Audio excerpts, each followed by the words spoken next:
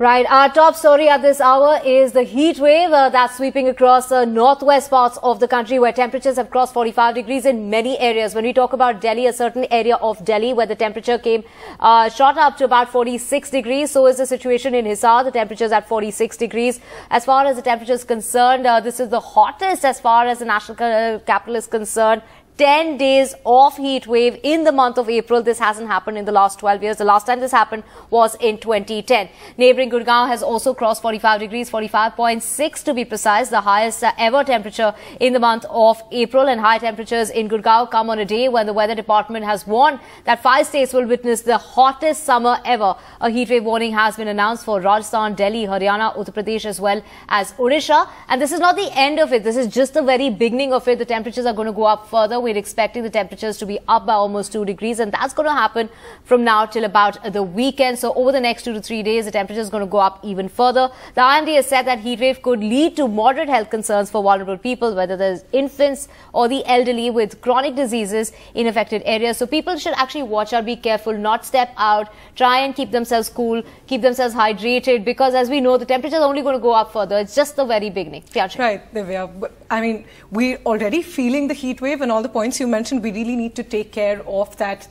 In fact, there are unprecedented temperature increases. Northwest India has been recording higher than normal temperatures since March last week, with weather experts attributing it to the absence of active western disturbances over North India and any major system over South India. The region had got some respite last week owing to cloudy weather due to the influence of a western disturbance over Afghanistan, but a yellow alert has been issued for a heat wave spell in the national capital starting April 28th. With the temperatures shooting up, the power demand in the national capital is also up. Remember, it had touched record highs this week, and surrounding areas have also seen a rise in power demand. On Thursday, the power demand in Delhi crossed 6,000 megawatts mark for the first time in the month of April. Rajasthan has scheduled 4 hours of power cuts for factories, making it at least the third state after Gujarat and Andhra Pradesh to disrupt industrial activity to manage surging power demand amid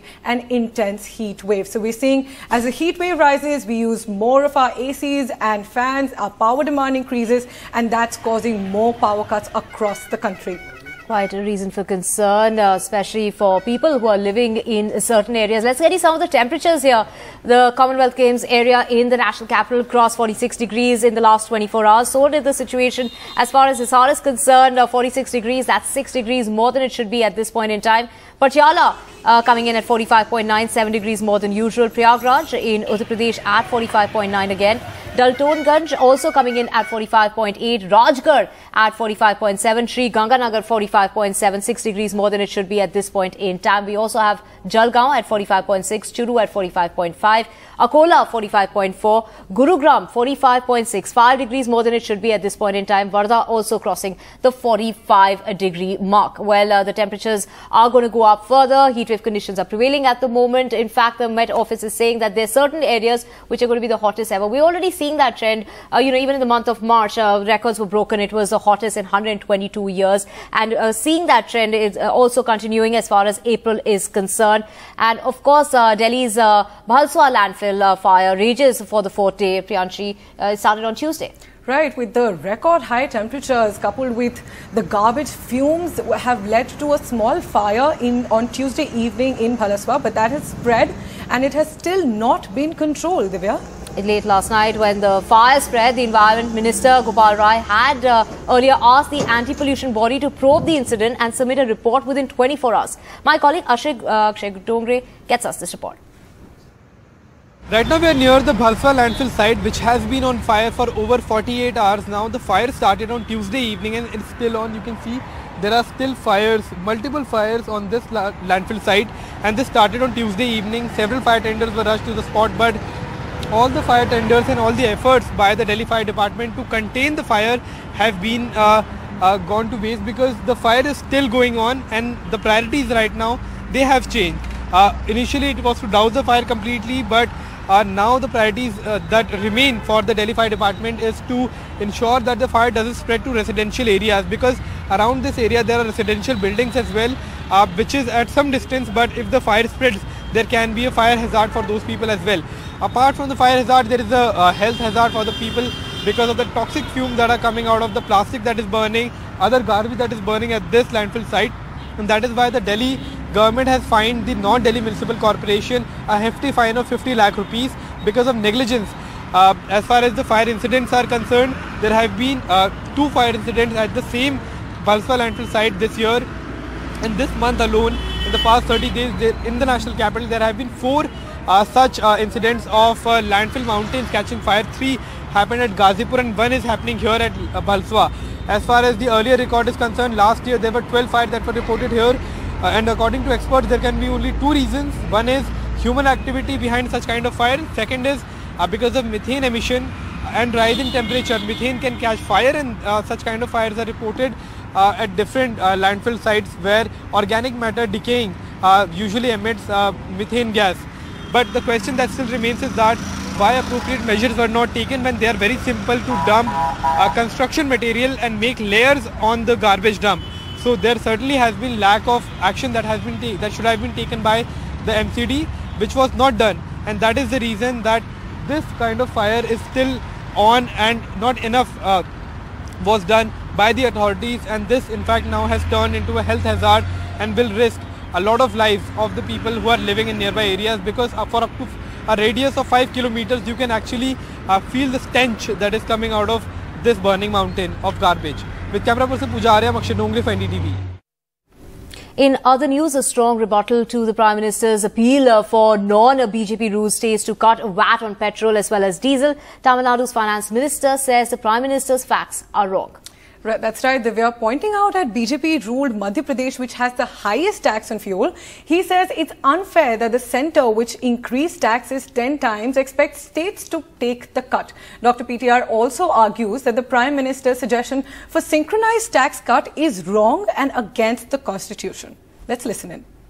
Actually, the facts are wrong, because the government of Tamil Nadu cut before the union government cut. We cut in August, they only cut in November for the elections. We cut after the elections, they cut before the elections. When we only rose it a small amount and they rose 5 times, 7 times, 10 times and then cut it back once or twice. How is it fair? Immediately I'd say, if I didn't cut, it's because I didn't rise like you. If I had risen it up like you, raised it like you, then it's fair to say, why did you not cut it? Right? But beyond all that, I'm asking a couple of questions, right?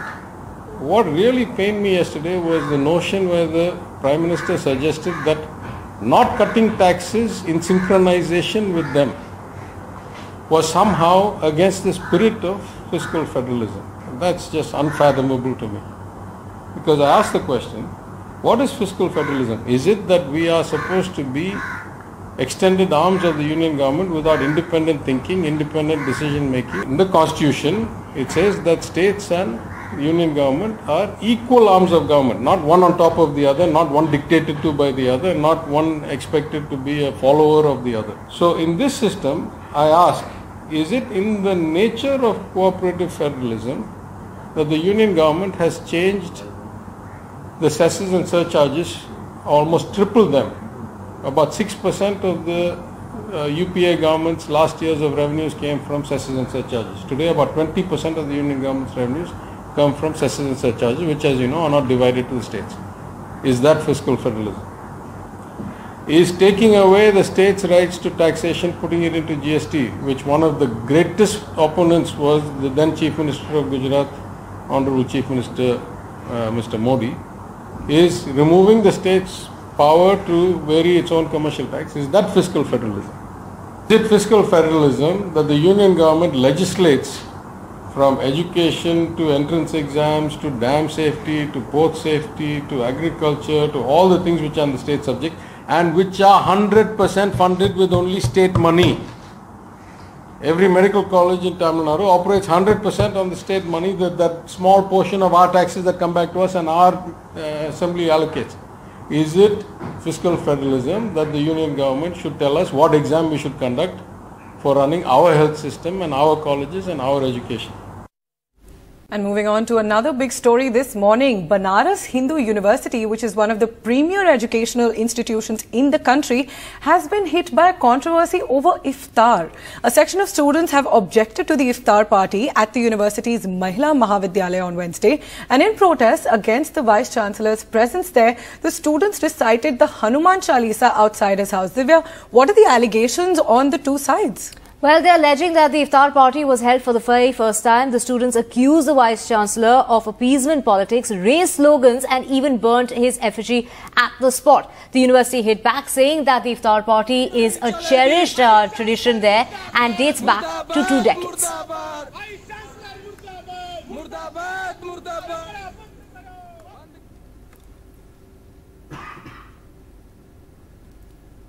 Moving on to Uttar Pradesh, police say thousands of loudspeakers have been removed from religious places and an equal number regulated across the state after dialogues with leaders of different religions and initiatives started on orders of Uttar Pradesh's Chief Minister. Yogi Adityanath, that's right. And in a law and order meeting review last week, Mr. Adityanath had ordered special measures after the clashes in Delhi's Jahangir Puri, and also because the festival of Eid and Akshay Tritiya are likely to fall on the same date early next month.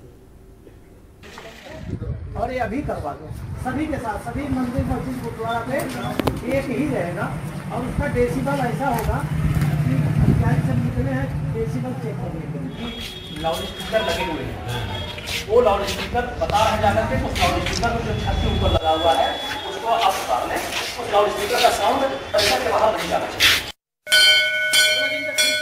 Thousands of loudspeakers removed from religious places, both temples and mosques in UP, after orders from Chief Minister Adityanath ahead of a sensitive week with major festivals like Eid and Akshay Tritiya. In Lakhimpur, loudspeakers have been removed from 155 out of 457 temples and from 217 out of 788 mosques. In Hardoi, loudspeakers have been removed from 131 out of 895 temples and from 237 out of 402 mosques and Eidgahs. कोई भी चीज जो कराई जा रही है इसमें किसी तरह की कोई जोर जबरदस्ती नहीं की जा रही है और आपने देखा होगा कि सभी जगह लोग अपनी स्वेच्छा से ही उतार रहे हैं. I am at the Tile Wali Masjid in Lucknow, and this is the city's most famous mosque, so to say. And these loudspeakers that you see lying on the ground right now are the ones that will be put up for the Eid namaz here.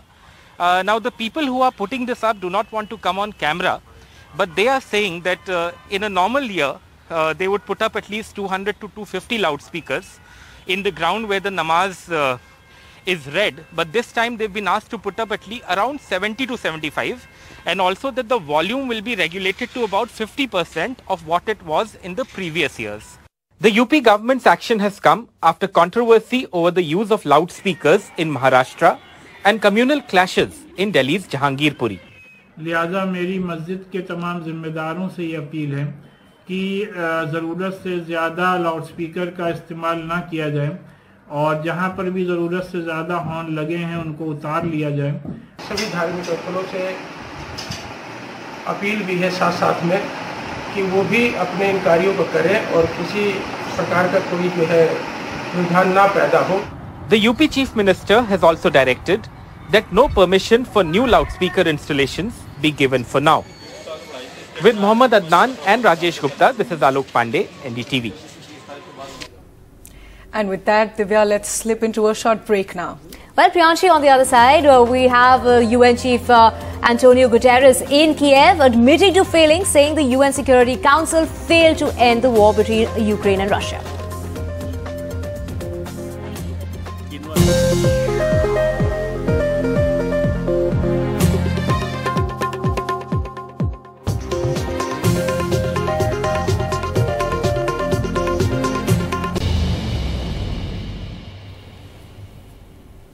Welcome back. Time to get you the latest from Ukraine. The United Nations Secretary General Antonio Guterres on Thursday was visiting Kiev, and that city that's been left devastated after the Russian offensive on the Ukrainian capital. With the war now in its third month, he visited both Bucha as well as Irpin, which have been some of the most horrific attacks of the war. Speaking to journalists, Guterres urged Russia to cooperate with the International Criminal Court over alleged war crimes committed by its troops. And in fact, numerous bodies of civilians were found in areas once held by Russian forces, some even shot with their hands bound. The UN chief described Ukraine as an epicenter of unbearable heartache and pain amid the ongoing war in Russia. Ukraine is an epicenter of unbearable heartache and pain. I witnessed that very vividly today around Kyiv. The senseless loss of life, the massive destruction, the unacceptable violations of human rights and the laws of war. It is vital that the International Criminal Court and other UN mechanisms conduct their work so that there can be real accountability. Let me be very clear. The Security Council failed to do everything in its power to prevent and end this war. And this is a source of great disappointment, frustration and anger. Finally, let me say that in many ways we are at ground zero for the world we need to build. A world of respect for international law, the UN Charter and the power of multilateralism. A world that protects civilians. A world that advances human rights. A world where leaders live up to the values that they have promised to uphold. That too is a struggle. But it is one that we must win for the sake of every country, community and person around the world. Antonio Guterres there expressing disappointment with the Security Council, which he said failed to do everything in its power to prevent the war between Ukraine and Russia. That's right, Divya. This he said at a news conference on Thursday alongside Ukrainian President Zelensky while on his visit to Kiev. Russia pounded a wide area of Ukraine on Thursday, including Kiev, bombarding the city while the head of United Nations was visiting in the boldest attack on the capital since Moscow's forces retreated weeks ago. And the bombardment came barely an hour after Ukrainian President Zelensky held a news conference with UN Secretary General Antonio Guterres. So the bombing happened while Guterres was still in Kiev on his visit. Right, those bombardments were heard while the UN chief was in the capital of Ukraine. There you can see he was visiting neighboring towns as well, but Kiev bombarded during that significant visit. In one of those houses that is now destroyed. And President Joe Biden asked Congress on Thursday for an additional $33 billion to help Ukraine fend off Russia's invasion. Now, a signal that the U.S. is prepared to mount a robust, long-term campaign to bolster Kiev and weaken Moscow as the bloody war enters its third month with no sign of abating. This bill to support Ukraine in this fight for freedom, and our NATO allies, our EU partners, they're going to pay their fair share of the cost as well, but we have to do this. We have to do our part as well, leading the alliance. The cost of this fight is not cheap, but caving to aggression is going to be more costly if we allow it to happen. We either back Ukrainian people as they defend their country, or we stand by as the Russians continue their atrocities and aggression in Ukraine. Every day the Ukrainians pay for the price, and the price they pay is with their lives for this fight. It's critical this funding gets approved and approved as quickly as possible.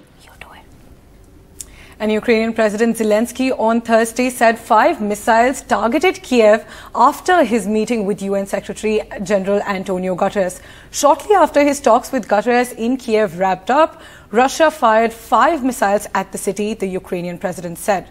And in fact, Zelensky thanked US President Joe Biden also for requesting $33 billion in new funding to help support Ukraine, and said he hoped Congress would quickly approve the request. Сьогодні, одразу по завершенню наших перемовин в Києві, у місто полетіли російські ракети. 5 ракет.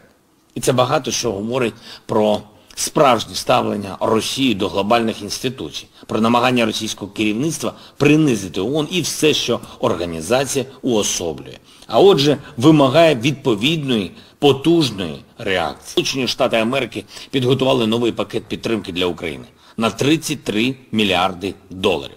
Зокрема, більше 20 можуть піти на оборону, ще більше 8 мільярдів доларів заплановані на економічну підтримку, ще 3 мільярди доларів будуть направлені на гуманітарну допомогу. Це дуже важливий крок Сполучених Штатів. І я вдячний за нього американському народу і особисто президенту Байдену. Сподіваюсь, Конгрес швидко підтримує цей запит на допомогу нашій державі.